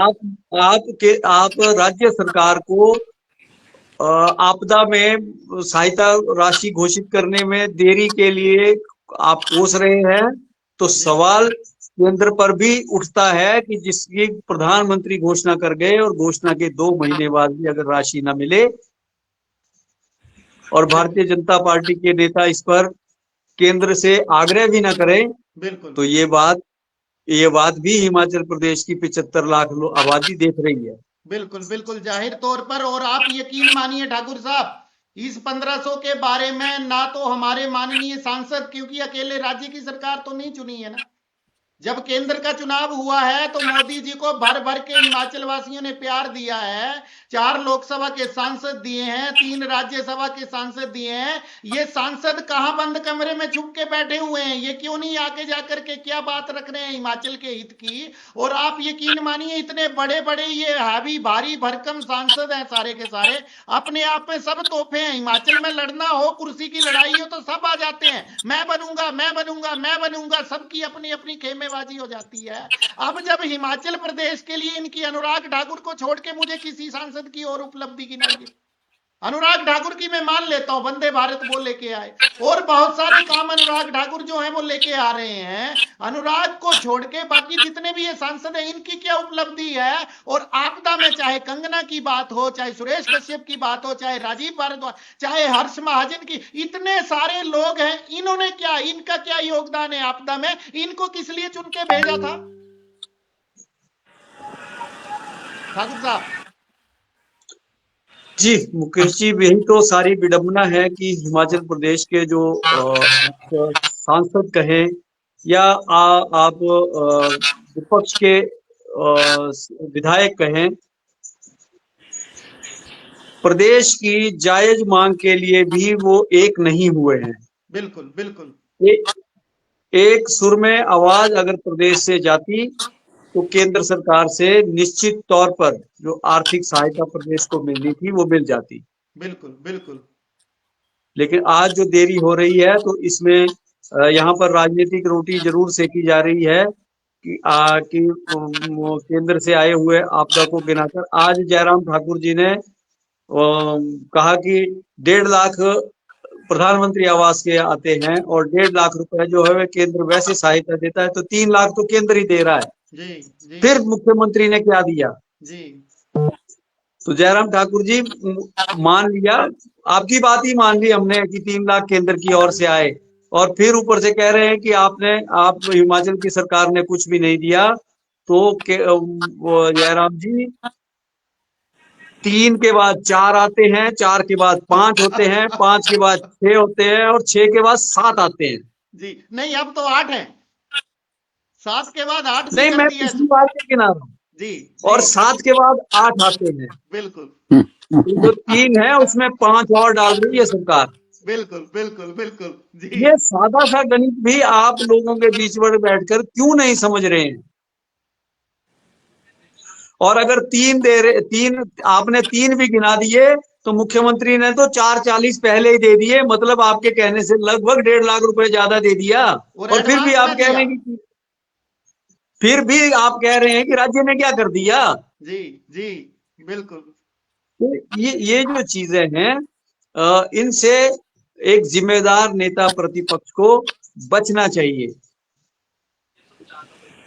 लेकिन कौन समझाए ठाकुर साहब, कौन समझाए? चलिए इसी मुद्दे के साथ अब अगले मुद्दे की तरफ आता हूं, भानु की तरफ चलता हूं। ठाकुर साहब आपके पास पर आऊंगा इसी सवाल को लेकर के। भानु, मैं इसमें एक और बात जोड़ना चाहूंगा कि जी एक और बात जोड़ना चाहूंगा कि अनिल शर्मा ने बिना बुलाए जी जैसे जी उन्होंने कहा कि मुझे सरकार की ओर से कोई न्योता नहीं आया था, जी बिल्कुल एक एसडीएम ने मुझे फोन किया। जी तो मैं आज आज याद दिला दूं कि जयराम ठाकुर जी जो आज न्योते की बात कर रहे हैं और राजनीतिक शिष्टाचार की बात करते हैं, तो मैं उनको याद दिला दूं कि उनके कार्यकाल में 2019 में जी इन्हीं अनिल शर्मा को मंच पर बैठने के लिए जगह नहीं दी गई थी। जी जी बिल्कुल। बिल्कुल सही बतौर बात। मुख्यमंत्री आप उस विधानसभा क्षेत्र में दंदनाते थे तो अनिल शर्मा को उन कार्यक्रमों में नहीं बुलाया जाता था। बुलाया जाता था, बहुत बड़ी बात, सही बोल रहे हैं ठाकुर साहब आप, और बिल्कुल। अनिल शर्मा आप ही की पार्टी के विधायक थे। उस वक्त भी भारतीय जनता पार्टी के विधायक थे, सही बोल रहे हैं, बिल्कुल। तो अगर आप उस समय राजनीतिक शिष्टाचार को नहीं निभा पाते थे तो आज आपको किसी और के राजनीतिक शिष्टाचार पर सवाल उठाने का अधिकार नहीं है। बहुत बड़ी बात, बहुत बड़ी बात। भानु, आपकी इस मुद्दे पर क्या राय? वहीं दूसरा सवाल जो मैं पूछने आ रहा था, उसके ऊपर भी उत्तर बाद में लेता हूं। पहले इसी सवाल पे, जिस तरीके से ठाकुर साहब ने 2019 का वाकया गिनाया, और ये कि अकेले एक कार्यक्रम की बात नहीं थी, अनिल शर्मा को कई कार्यक्रमों में इस तरीके से प्रताड़ित किया गया था, इस तरीके से जानबूझ के उनका अपमान करने के प्रयास किए गए थे कि अनिल शर्मा अपनी पार्टी में अकेले पड़ गए थे, और एक वक्त ऐसा लग रहा था कि वो पार्टी छोड़ के भी जा सकते हैं। उनको जलील किया गया बार जलील, बार। बहुत बिल्कुल जलील किया गया। ऐसा लगता था कि वो शायद राजनीति से कहीं सन्यासी ना ले अपने फार्म हाउस में दिखते थे, घास काटते हुए दिखते थे। बिल्कुल वो उनको बुलाया नहीं जाता था, उन्हीं के इलाके में कार्यक्रम होता था और उनको बुलाया नहीं जाता था। उन्होंने बहुत पावरलेस पावर मिनिस्टर थे वो। जी जी, हाँ, कैबिनेट मंत्री, सबसे बड़ी बात। और पावर उनके पास महकमा था। बिल्कुल बिल्कुल बिल्कुल उसके बावजूद भी उनके साथ बहुत उन्होंने, और आज जो बातें कर रहे हैं कि हमें बुलाया नहीं गया, तो आप ये देखिए, जब आप अपने पार्टी के आदमी को नहीं बुला रहे तो आप जो है सत्ता पक्ष की दूसरी पार्टी से क्या उम्मीद कर सकते हैं? बिल्कुल बिल्कुल बिल्कुल लेकिन अगर उनका भाव होता कि वाकई में वो चाहते कि आपदा ग्रसित लोगों की वो उसके लिए, तो उनको पहुंचना चाहिए था। मंडी उनका इलाका था। आज बिल्कुल उन्होंने बड़ा उससे टोक दिया कि जी जो है मुख्यमंत्री लेट आ रहे हैं, 3-4 महीने लेट आ रहे हैं। जी अरे वो तो 3-4 महीने लेट आ रहे हैं, उसके बाद भी हिमाचल प्रदेश की जो आर्थिकी का हाल है वो सबको पता है। उसके बावजूद भी उन्होंने जो है लोगों में पैसों को वितरित किया है। बिल्कुल लेकिन उन पैसों को भी तो बता दें जो देश के प्रधानमंत्री जो है क्या बोलते घोषित करके गए थे। जी जी उन्होंने बिल्कुल तो 1500 करोड़ रुपए जो है फौरी राहत के रूप में कहा था। अभी बिल्कुल फौरी राहत नहीं आई, आगे की राशि की तो क्या उम्मीद करेंगे? बिल्कुल बिल्कुल बिल्कुल जाहिर तौर पर। और उन्होंने आर्थिकी, हिमाचल की आर्थिकी ठीक होने के बाद, ठीक ना होने के बावजूद भी जो है प्रदेश के मुख्यमंत्री ने एक दरिया दिली दिखाई है। बिल्कुल उन्होंने लोगों के बारे में सोचा। जी ठीक है, समय तो लगता है, तो उनको, आपको पता ही है कि आर्थिकी किस हिसाब से है हिमाचल प्रदेश की, तो थोड़ा पैसा मैनेज करने में समय तो लगता है। बिल्कुल उन्होंने उसके बावजूद भी उनको पैसों को मैनेज करके जो है कार्यक्रम किया, जी और एक सफल आयोजन रहा है। लोग उनकी जो है तारीफ कर रहे हैं। दबी जवान में तो भाजपा के लोग भी उनकी तारीफ कर रहे हैं। बिल्कुल बिल्कुल बिल्कुल जाहिर तौर पर, क्योंकि इतनी दबी जवान में वो भी तारीफ कर रहे हैं। बिल्कुल। मंडी और के लोग हैं, मंडी के लोग ही हैं जो उन्हीं की पार्टी के लोग हैं, बिल्कुल बिल्कुल बिल्कुल वो जाहिर तौर। सराहना कर रहे हैं मुख्यमंत्री की। नहीं, मैंने कल इसीलिए आपको बताया था। देखिए, आज वो वही वही सारी बातें सत्य साबित हुई। मैंने मंडी का ही उदाहरण दिया था। आज भी मंडी के जी कुछ भाजपा के लोगों से हमारी बातचीत हुई। उन्होंने साफ तौर पर कहा कि भाई जो दे के गया है वो मानने वाली बात है, और इतनी सहायता राशि तो आज तक हमने देखी ही नहीं। लाख, 1.5 लाख, 2 लाख मिल जाए तो बहुत बड़ी बात होती थी। और आप यकीन मानिए, मुख्यमंत्री ने एक भी व्यक्ति के लिए ऐसी कोई कसर नहीं रखी। जिनको भी देके गए, 8 लाख रुपए अपने आप में बहुत बड़ी रकम है, और एक छोटा सा घर बस जाएगा। बिल्कुल ये मंडी के लोगों के और भाजपा बिल्कुल। परिवार से जुड़े हुए लोगों के शब्द थे। हालांकि उन्होंने नाम बताने के लिए मना किया मुझे, लेकिन उनके शब्द थे जब मेरी बात हुई कि वाकई ही ये अच्छी मुख्यमंत्री जी ने। और हम किसको वोट देते हैं, हम किस विचारधारा की है, उन्होंने मुझसे साफ कहा कि आप तो जानते हो, क्योंकि पिछले चुनाव के सर्वे में भी जब गया था तो उनमें से एक व्यक्ति के घर मैंने खाना भी खाया था। बड़ा आदर सत्कार करते हैं, ब्राह्मण फैमिली है वो। लेकिन उन्होंने साफ तौर पर कह दिया कि इस बात के लिए देखिए हम सुक्खू जी की सराहना भी करते हैं, ये राजनीतिज्ञ हैं, अपनी राजनीति करते रहे, हमें किसी ने खाने के लिए देने नहीं आना, ना मोदी आया ना राहुल गांधी आएगा। उन्होंने साफ तौर पर केंद्र के ऊपर ही निशाना ठोक दिया, हमें कमा के ही मिलना है। लेकिन उसके बावजूद जो सही करेगा, उनकी भी सेम हमारी लाइन थी कि देखिए जी, हाथ अंगन को आरसी किया और पढ़े लिखे को फारसी किया जी। तो सुखविंदर सिंह सुक्खू ने बिल्कुल अपने कर्म से ये साबित कर दिया और इसी हालात को डिफेंड करते हुए नजर आए आज साफ तौर पर जयराम ठाकुर जी। बिल्कुल। ठाकुर देखिए साहब, एक बात में तो वो जी एक बात में तो खुद भी फंस गए कि वो जो बोल रहे थे कि जो है प्रदेश के मुख्यमंत्री बहुत झूठ बोलते हैं, जी वो विधानसभा में भी झूठ बोलते हैं, बाहर भी झूठ बोलते हैं और विदेश में जाकर भी झूठ बोलते हैं। बिल्कुल लेकिन वहीं पर जो है प्रदेश के मुख्यमंत्री ने कहा कि सबसे बड़े जो है ओलंपिक का अवार्ड मिलना चाहिए जी देश के प्रधानमंत्री को और दूसरे नंबर पर उनको। वो बिल्कुल। खुद कह रहे हैं अपने प्रेस के बयान में, नहीं, उन्होंने कहा किसी कि में आज खुद कह रहे हैं। ये जगत सिंह नेगी बोलते हैं, उन्होंने इस तरीके से कहा कि सबसे बड़े झूठे वो नरेंद्र मोदी जी को बोलते हैं और दूसरे नंबर पर जयराम ठाकुर जी को रखा हुआ है उन्होंने। तो ओलंपिक का कहते हैं कि मेडल की बात ठाकुर साहब करते भी हैं। मुस्कुरा रहे हैं। तो लेकिन जो नहीं, है यहाँ पर बड़ी बात यह है कि जयराम ठाकुर जी जब भी प्रेस कॉन्फ्रेंस करते हैं तो कहते हैं कि मैं तो एक मंत्री है। जी उनका तो बहुत दिमाग खराब हो गया है, वो पता नहीं क्या क्या बोलते रहे, मैं तो उनके बारे में कुछ नहीं कहूंगा। बिल्कुल, लेकिन कहते लेकिन उन्हीं के बारे में सब कुछ है। लेकिन उनकी प्रेस कॉन्फ्रेंस में बार बार उन्हीं का नाम लेकर उनका जिक्र करते हैं। मुझे तो आजकल लगता है कि कहीं सपने में भी कहीं वो तो यही नहीं करेंगे होने की। मैंने सच कही है ठाकुर साहब, हालांकि हमारे जयराम ठाकुर नेगी फोबिया से ग्रसित हो गए। फोबिया जैसे हो गया सुधीर बोलते हैं ना सुक्खू के लिए कि सुक्खू सुधीर फोबिया से ग्रसित है, मुझे आप सही बोल रहे हैं, कहीं जयराम ठाकुर जगत सिंह नेगी फोबिया से तो नहीं ग्रसित हो गए, इसमें कोई दो राय नहीं है। नहीं, अगर आपने किसी की बात पर जवाब नहीं देना है तो आपको सीधा इग्नोर कर दीजिए उसको। मैं उसके वही बारे में बोल रहा हूं ना, बोलता रहे, उसका जवाब आपको, क्योंकि आपका कद मुख्यमंत्री के बाद है भाई, आप शैडो चीफ मिनिस्टर हैं, नेता प्रतिपक्ष हैं आप। उसके बाद आपकी और जगत सिंह नेगी के ट्रैप में और आपके अनुभव और जगत सिंह नेगी के अनुभव में जमीन आसमान का फर्क है।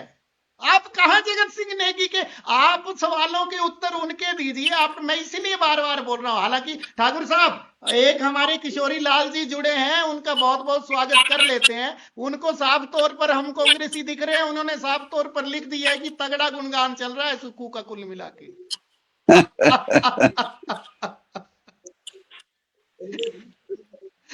किशोरी लाल जी का आप भी स्वागत कर लीजिएगा। किशोरी लाल जी, आपका बहुत बहुत स्वागत है यहाँ पर। लेकिन ये जो सुक्खू का गुणगान करने का अवसर जयराम ठाकुर जी ने स्वयं दे दिया है। अगर जयराम ठाकुर कल उनके मंच पर भी नहीं जाते, उनका एक स्वागत कर देते वहां पर और मंच पर नहीं बैठते, मजा तो तब आता जयराम ठाकुर आपदा प्रभावितों को बीच में नीचे बैठ जाते। अरे उनके अपने लोग थे ना, घर के लोग थे सब, उनके साथ बैठने में क्या दिक्कत है, नीचे बैठ जाते। बिल्कुल। उन्होंने विशेष रूप से भी कहा कि अगर टूर देखा जाए, टूर पैकेज देखा जाए तो सबसे बड़ा टूर पैकेज तो मेरा है।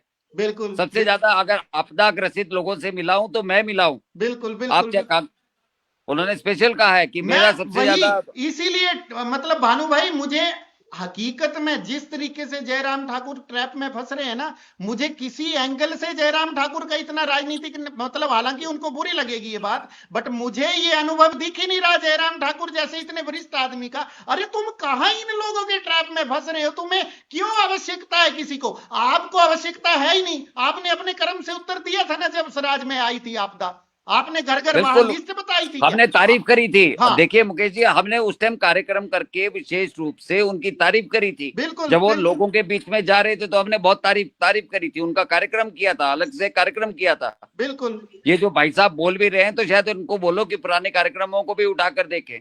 बिल्कुल। मुझे आज भी उस कार्यक्रम का शीर्षक याद है, हे जननायक तुम्हें प्रणाम। बिल्कुल बिल्कुल, जाहिर तौर पर। लेकिन तो हम लोगों ने आपने उनके लिए कार्यक्रम क्या हम आपको बता दें कि ना हम गप्पू मीडिया है ना हम पप्पू मीडिया है। बिल्कुल बिल्कुल बिल्कुल बिल्कुल। तो पता ये नहीं जो है कब किसको कैसे समझ आएगा, लेकिन साफ तौर पर चलिए अगले, क्योंकि बहुत बड़े अभी शीर्षक हमारे 10 ही मिनट बचे हैं कार्यक्रम के। ठाकुर साहब, एक बहुत बड़ा आरोप और जो साथ में आज जयराम ठाकुर ने कहा कि मेरे को कहा गया कि इस राज्य में जो है वो सारा बजट लगा दिया, उनके कहने का यही भाव था कि 1000 करोड़ की बिल्डिंगें बना दो, और उसमें संस्थान तो तुम बंद ही कर रहे हो, तुम एक काम करो बुलडोजर चला दो और उन बुलडोजर बिल्डिंगों चला को दो। भी गिरा दो। अब इस बात को आप कैसे देखते हैं? मतलब 1000 करोड़ रुपए गवर्नमेंट का तुमने तो लगाया ही लगाया था, अब उसको बुलडोजर चला के बर्बाद कर दो। मतलब हमारी आपके और टैक्स के पैसे की कोई कदर ही नहीं है। उसके लिए कोई वैकल्पिक सुझाव बताने के बजाय कि अगर ये 1000 करोड़ रुपए की बिल्डिंग खड़ी कर दी गई है तो अब इससे कैसे इनकम कमाई जा सकती है, या किस तरीके से सरकार का रेवेन्यू इस तरीके का मतलब कंस्ट्रक्टिव माइंड होने की जगह डिस्ट्रक्टिव माइंड, डिस्ट्रक्टिव बातें करो। क्या ये नेता प्रतिपक्ष को ये स्टेटमेंट शोभा देती थी? और दूसरी तरफ उन्होंने ये कहा कि मैंने अकेले इस राज्य का ही नहीं पूरे हिमाचल प्रदेश का जो है वो विकास समान रूप से किया है। आप उनके इस विचार से या इस कथनी और करनी में आपको कोई अंतर दिखता है, या आप कितने सहमत हैं जयराम ठाकुर की स्टेटमेंट से और कितने असहमत? मुकेश जी, मैं तो यही कहूंगा कि मैं जयराम जी के कार्यकाल में हमीरपुर में ही लगभग 3 साल वहां पर रहा। तो उस समय जो बड़सर विधानसभा क्षेत्र है वहां पर तो जयराम ठाकुर जी का दौरा ही नहीं हुआ था, धन्यवाद करने तक नहीं गए थे वो। बिल्कुल बिल्कुल। मैंने एक स्टोरी लिखी वहां पर कि जयराम ठाकुर के राजनीतिक जो मानचित्र है उसमें केवल 11 जिले हैं। जी जी जी बिल्कुल। और उसके बाद वहां पर कार्यक्रम तय हुआ जयराम जी का।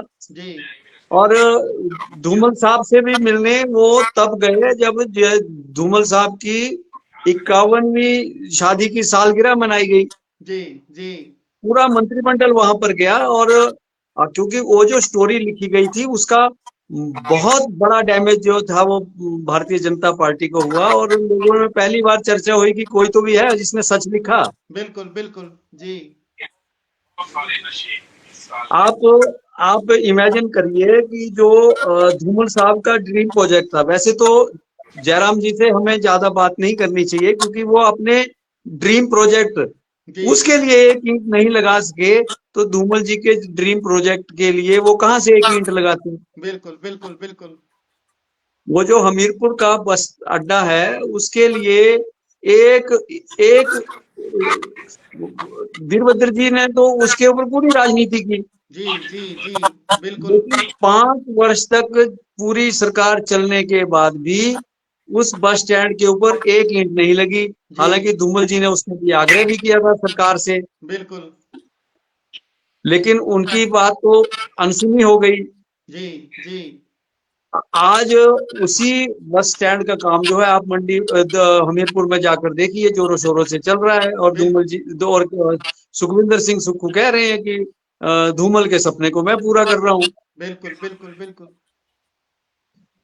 तो इस प्रकार का भेदभाव जो है वो हमीरपुर जिला के साथ हुआ है। तो आप किस तरह कह सकते हैं कि आपने पूरे प्रदेश का समान विकास किया? बिल्कुल जाहिर तौर पर। भानु, आपकी प्रतिक्रिया? बिल्कुल ठीक कह रहे हैं कि क्योंकि देखिए वो बिल्कुल सही बात है। और ठाकुर साहब की स्टोरी मैंने भी पढ़ी थी, तो क्योंकि वाकई में उन्होंने जो है एक जिले को माइनस कर दिया था और सरकार भी वो माइनस हमीरपुर ही बनाने चले थे।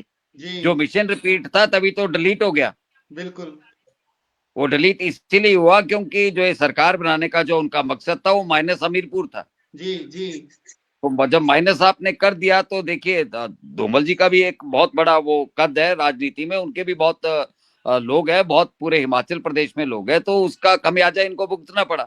बिल्कुल। आपने निगलेक्ट तो कर दिया, आपने धूमल परिवार को निगलेक्ट तो कर दिया, उनकी आपने बहुत सारी चिट्ठियां डस्टबिन में भी डाली जिसके बारे में हम पहले भी चर्चा कर चुके हैं। बिल्कुल। और मैं आज एक और बड़ी बात कह रहा हूँ। आप कह रहे थे कि माइनस हमीरपुर सरकार बनाने जा रहे थे।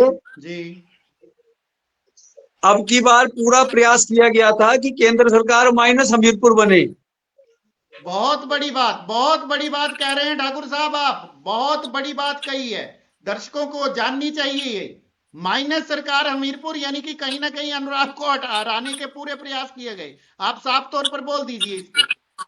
बिल्कुल बिल्कुल, बिल्कुल। इसीलिए तो हमीरपुर लोकसभा क्षेत्र में उनका विरोध करने वाले लोगों को पार्टी में लाया गया, बिल्कुल बिल्कुल बिल्कुल, जाहिर तौर पर। ताकि उनको कमजोर किया जा सके।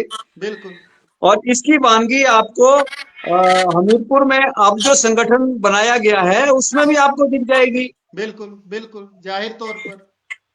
आज का युवा मोर्चा अनुराग ठाकुर के कार्यक्रम में नहीं जाता, जी जी, तो आप किस ओर ले जा रहे हैं पार्टी को? बिल्कुल जो एक आपका स्थापित लीडर है, आप उसके खिलाफ संगठन में साजिश रच रहे हैं। बिल्कुल बिल्कुल। फिर तो ये जो 2 दिन का मंथन शिविर किया गया बद्दी में, तो उसका तो मतलब कुछ भी नहीं निकलता है ठाकुर साहब। नहीं, वो तो हमने पहले ही कहा था कि तलखी तो बढ़ती ही जाएगी, तलखी कम नहीं होने वाली, बल्कि राजनीतिक व्यू रचना जो है वो इसी तरीके से बढ़ती जाएगी। और ठाकुर साहब, मुझे तो ये लग रहा है कि जयराम अंदर ही अंदर अपनी ही पार्टी में इस तरीके से उलझे हुए हैं कि उनका मानसिक संतुलन हल्का सा आगे पीछे चल रहा है। क्योंकि ये बहुत बड़ी बात कह रहा हूं, लोगों को बुरी लगेगी, लेकिन जयराम ठाकुर उतने ध्यान से मतलब सत्ता पक्ष की तरफ ध्यान ही नहीं दे पा रहे हैं, क्योंकि उनकी असली लड़ाई अपनी पार्टी के अंदर समाप्त नहीं हो पा रही है। तो आज मुख्यमंत्री, अब मंडी के शहरी मंच से मुख्यमंत्री ने यही तो कहा है जी। इसमें कोई ये नहीं है, मुख्यमंत्री ने तो स्वयं कहा कि जयराम ठाकुर इसलिए सारी बयानबाजी कर रहे हैं कि आजकल उनकी कुर्सी खतरे में है, बिल्कुल वो डिप्रेशन में। जी भानु, आपके पास उसी सवाल को लेके आ रहा हूं। बोला मैंने मंडी का ही नहीं, अकेले सिराज का ही नहीं, मैंने पूरे हिमाचल प्रदेश का समान विकास किया है। पहली बात, आप कैसे देखते हैं? और दूसरा, भाई जो 1000 करोड़ की बिल्डिंग के लिए कहा कि इसको बुलडोजर चला के तोड़ दो, मतलब हम लोगों की खून पसीने की कमाई है, तोड़ दो, एक बनाता रहेगा दूसरा तोड़ता रहेगा, एक बनाता रहे दूसरा तोड़ता रहे, यही खेलते रहे तुम आपस में। और पहले ही हिमाचल को डुबो दिया है दोनों ने मिलके, अब रही सही कसर तुम उस बिल्डिंग को गिरा के पूरी कर दो। किसने हक दिया है तोड़ने का? आपके मतलब यूपी मॉडल पक्ष को इस तरीके की स्टेटमेंट क्या शोभा देती है क्या? बिल्कुल। आप कोई बताएं कि उस बिल्डिंग का क्या किया जाए, कि उस बिल्डिंग को अगर आपको लग रहा है कि उस बिल्डिंग का सही इस्तेमाल नहीं किया जा रहा है, तो आप कोई प्रोजेक्ट बताएं।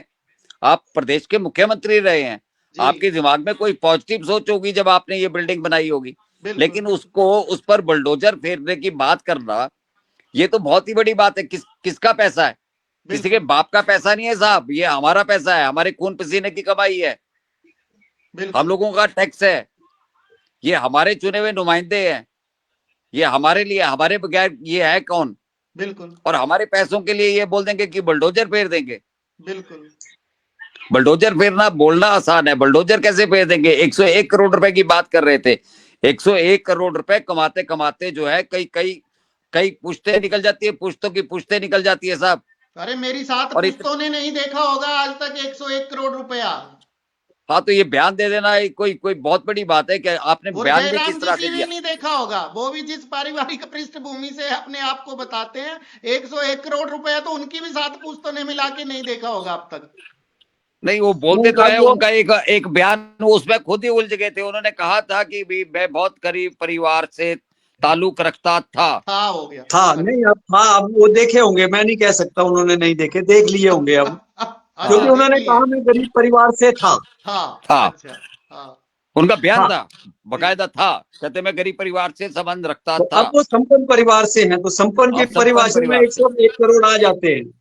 नेताओं ने सबने मिलके खुद तो सब संपन्न हो गए, बस हिमाचल को ही कंगाल कर दिया। विडंबना यही है कि खुद सब संपन्न है, सब करोड़पति है, 2-3 बचे हैं। मैंने पिछले कार्यक्रमों में भी लगातार इसीलिए कहा है कि ये जो 2-3 बचे हैं, अगली बार चुनावी हलफनामा जब जाएगा तो उसमें ये भी करोड़पति हो जाएंगे। बस प्रदेश आप देखिए ना, जो आपने प्रश्न रखा, नहीं जो आपने प्रश्न रखा, ने तो टोका था एक बात को लेके कि जो है, और जो करोड़ों रुपए जो है आपने जो है समाज में ही लगाए हैं, बिल्कुल उन्होंने रखा था।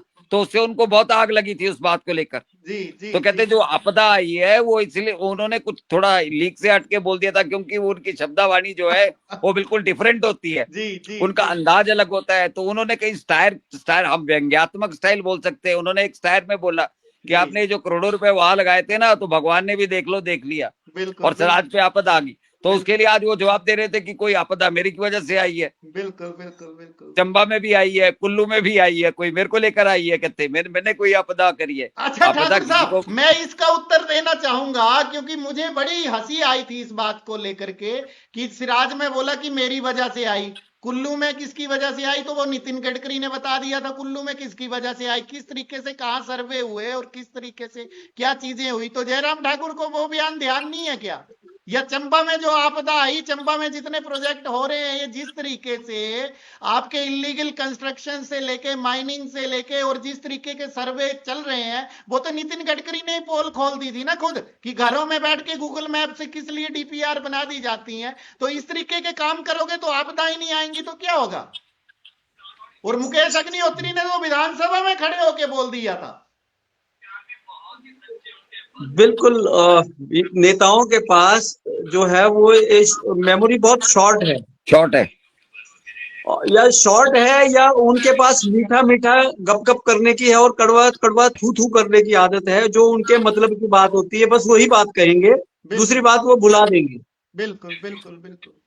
और मुकेश जी, आप अगर विधानसभा सराज में चला जाए जी और वहां पर देखा जाए तो जिस प्रकार की वहां सड़कें निकली है, जिस प्रकार से वहां फॉरेस्ट एरिया में विदाउट फॉरेस्ट की क्लियरेंस के सड़कें निकाली गई हैं, जी, आपदा को तो आमंत्रण खुद दिया गया है। बिल्कुल दिया गया। बिल्कुल जी।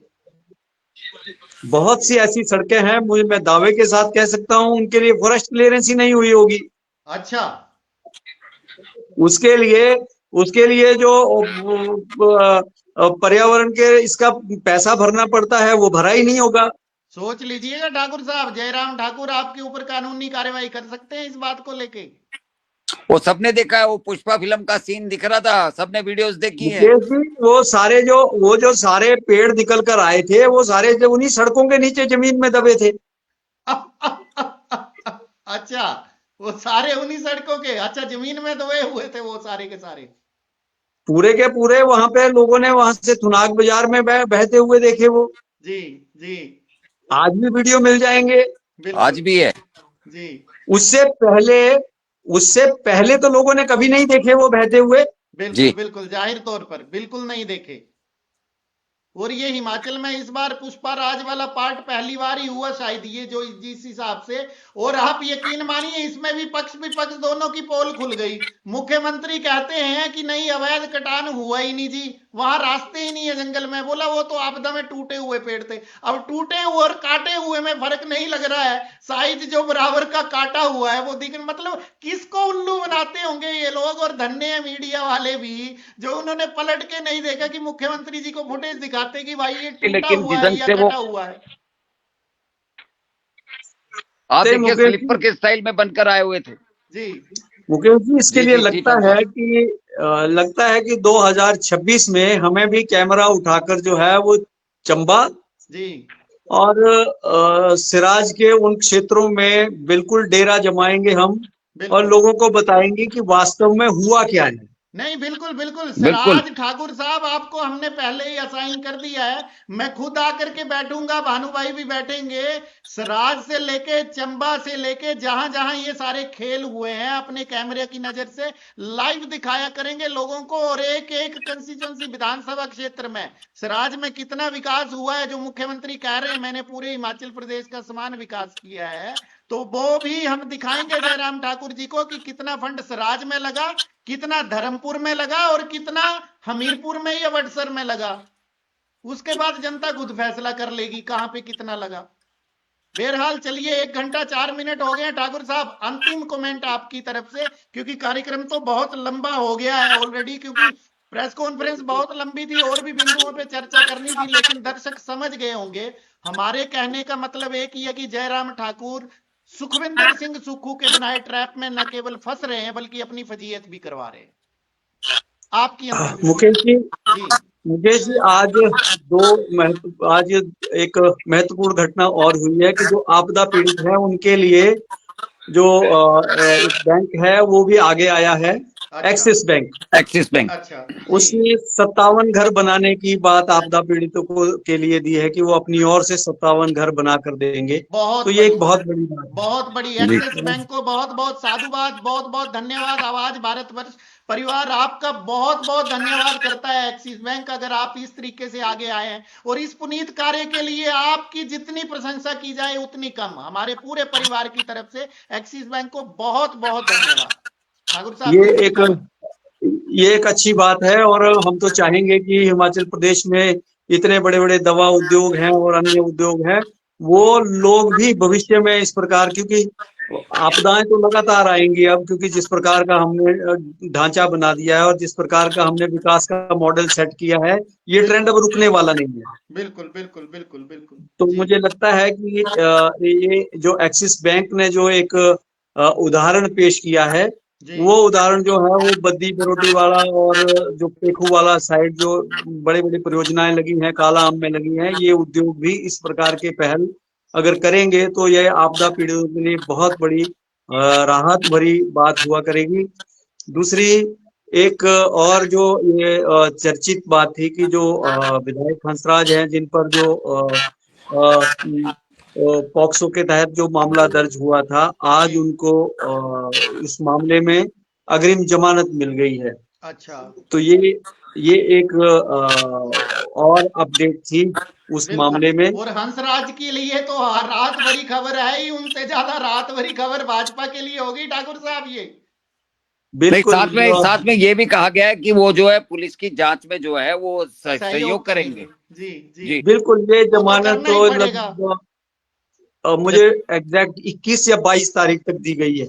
अच्छा जी हाँ, तो ये सशर्त दी गई है ये अग्रिम सशर्त जमानत। सशर्त बिल्कुल, जमानत अग्रिम बेल तो सशर्त ही होती है कि आपको बिल्कुल पुलिस जब भी बुलाएगी, पुलिस को जांच में सहयोग करना पड़ेगा। बिल्कुल बिल्कुल बिल्कुल। बिल्कुल लेकिन अमूमन ये जो एक्ट है ये इतना कठिन है कि इसमें जो है वो कड़ी धाराएं हैं कि जी इसमें अग्रिम जमानत नहीं मिलती है।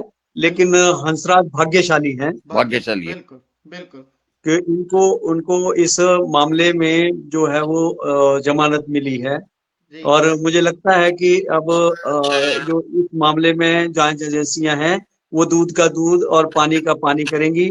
अगर हंसराज के खिलाफ जो जिस प्रकार वो कह रहे हैं कि मेरे खिलाफ जो है वो राजनीतिक साजिश हुई है, तो अगर वो राजनीतिक साजिश होगी तो वो भी इतने दिनों में बेनकाब हो जाएगी। बिल्कुल अगर वो लड़की ने अगर आरोप सच लगाए हैं, तो पुलिस जो है वो जहां जहां पर उसका यौन उत्पीड़न किया गया है, वो बिल्कुल उन स्थलों पर उनको ले जाकर उनकी जो है वो पुष्टि करवाएगी। बिल्कुल बिल्कुल बिल्कुल तो जाहिर आने वाले जो 10-12 दिन हैं वो इस मामले में बहुत महत्वपूर्ण होंगे।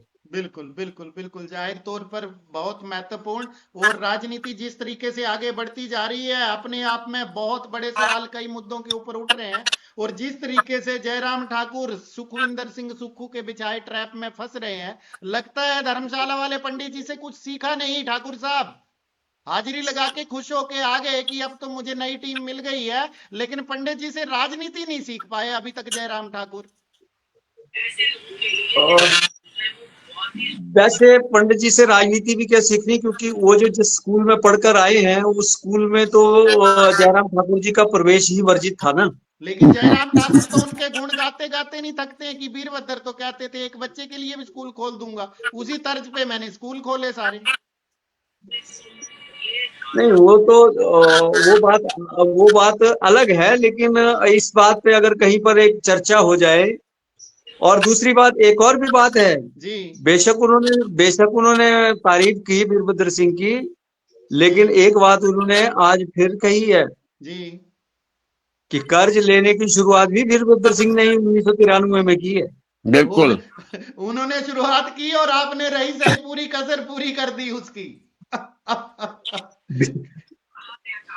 और उन्होंने ये कहा कि ऐसे ऐसे कर्ज ले लिए गए जो अवॉइड किए जा सकते थे। अब देखिए, मैं वही बोल रहा हूं ना, ये बार बार क्यों ट्रैप में फंस रहे हैं? जो अवॉइड किए जा सकते थे तो फिर आपने जो लिए वो भी तो अवॉइड हो सकता था बहुत कुछ। आपके राज में के कम बंदरवांट हुई क्या? नहीं, वो तो कहते हैं कि मैंने सिर्फ 20,000 करोड़ लिया है, बस सिर्फ अच्छा, सिर्फ ओनली 20,000।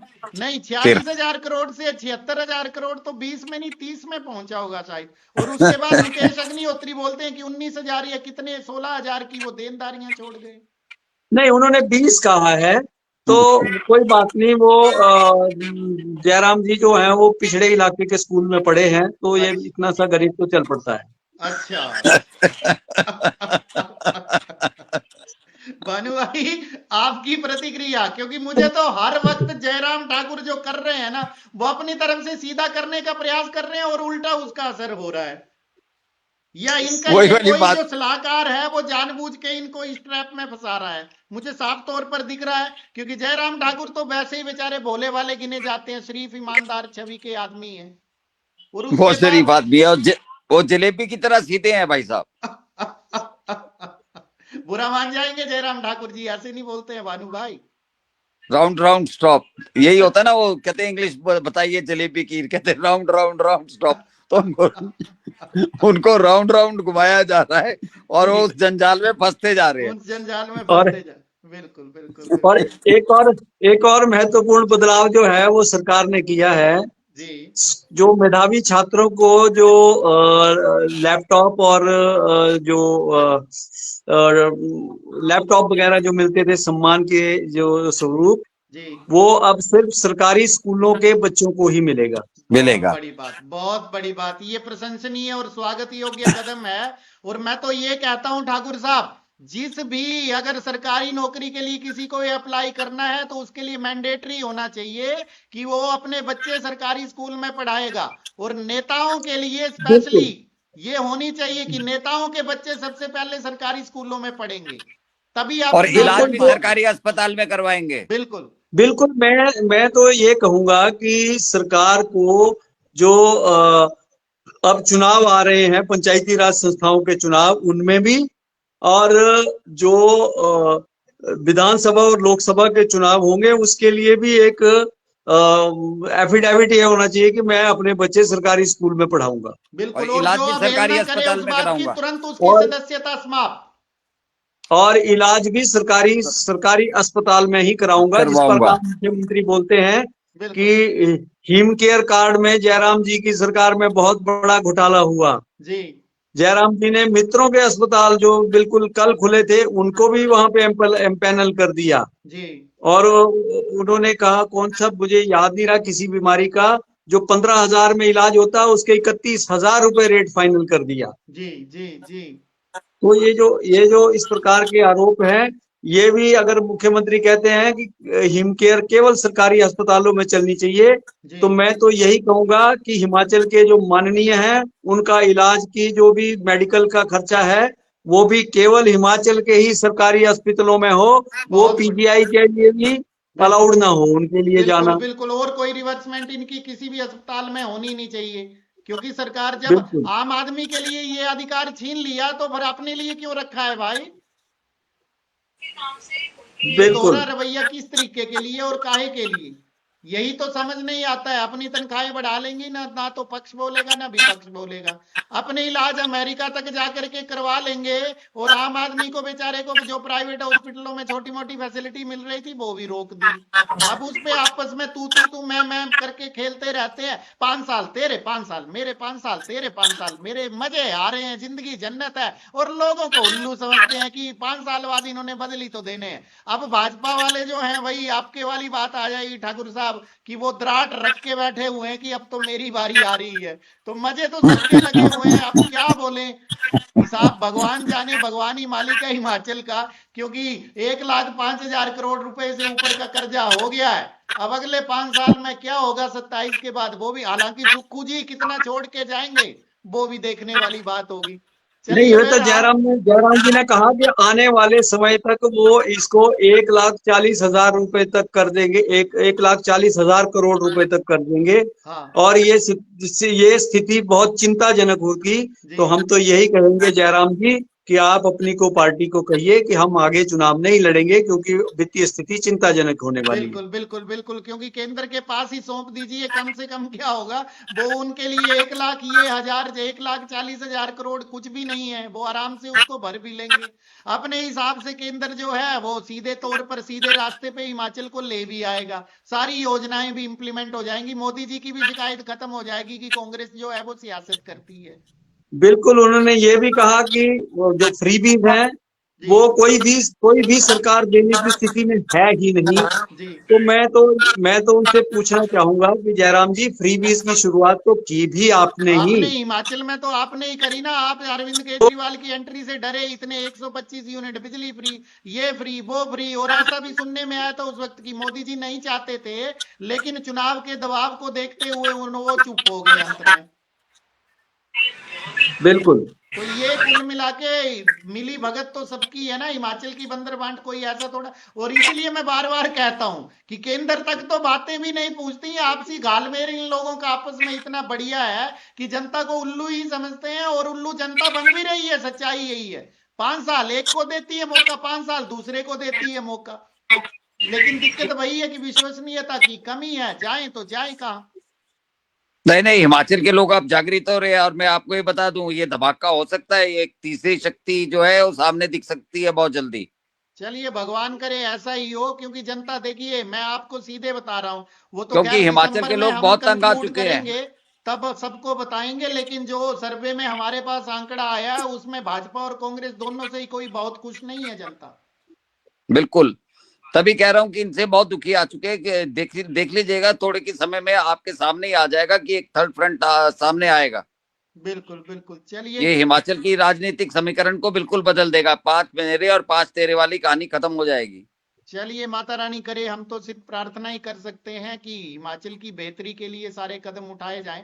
लेकिन भानु सच्ची बात मैं कह रहा हूं, अगर वित्तीय अनुशासन लाया जाए तो हिमाचल प्रदेश में अभी भी इस घाटे से भी उबर सकते हैं, और शिखर की ऊंचाइयों को भी हिमाचल प्रदेश छू सकता है, क्योंकि अभी हम 1 करोड़ के नीचे ही हैं, और 1 पर करोड़ शुरुआत अपने से करनी पड़ेगी हाँ, ना लेकिन साहब। शुरुआत वहां पे उदाहरण शांता कुमार जी की तरह खुद स्थापित करना पड़ेगा। डॉक्टर शुरुआत यशवंत खुद सिंह से करनी परमार पड़ेगी। को अपना आदर्श मान के चलना पड़ेगा कि हिमाचल और हिमाचलियत सबसे आगे, सबसे पहले, तभी जाकर के बिल्कुल वित्तीय अनुशासन आएगा। नहीं तो फिर तो जो भी बात हो, तो फिर तो जितना मर्जी कमा लो, और ठाकुर साहब के मन में फिर कोई बात कौन दी है। ठाकुर साहब आप बोल ही लीजिए आज। बोलिए बोलिए ठाकुर साहब। मुझे तो जयराम ठाकुर जी का वही बयान आ जाता है याद ना। उन्होंने कहा कि जब उनसे पूछा कि जो प्रदेश की वित्तीय हालत खराब है तो विधायकों के वेतन और भत्ते क्यों बढ़ा लिए। जी उन्होंने कहा नहीं नहीं, ये बढ़े नहीं है, ये तो बजट में प्रावधान था। अब देखिए, मैं तभी बोल रहा हूं ना, ठाकुर साहब कितना उल्लू समझते हैं जनता को, और ऐसे उत्तर और देते हैं, मेरे जैसे पागल से पाला नहीं पड़ता ना। बजट में कोई लिखित में पहले से प्रावधान है वहां पे। ये बजट में घोषणा की थी मुख्यमंत्री ने, हाँ। और वैसे हमने मांगी नहीं, लेकिन फिर भी देने में देरी हुई है, देरी से ये अधिसूचना जारी हुई है। अधिसूचना जी, जारी हुई तो है। वो इनको बोलते ना कि माननीय 1-1 करोड़ ही कर लेते हैं, अपनी चिंता की क्या बात है, आपकी जेब से क्या जाना है, ना हींग लगे ना फटकरी, रंग भी चौका है, ऐसा कर लो ना ताकि लगे। नहीं, उनका ये था कि शायद, मतलब वो पत्रकार ने उनके साथ ये सवाल नहीं जोड़ा जी कि आप कह रहे हैं देरी से हुई, तो आपको क्या चाहते थे कि उसमें एक लाइन और जोड़ देते कि बजट के दिन से ही ये लागू होगी, बैक एरियर भी मिल जाए। नहीं, इसका भी भुगतान जो है 2017 से शुरू होना चाहिए, कि 17 से 22 थे जयराम ठाकुर, वहां से जो है एरियर के साथ सारी चीजें जुड़ के आनी चाहिए। तो ये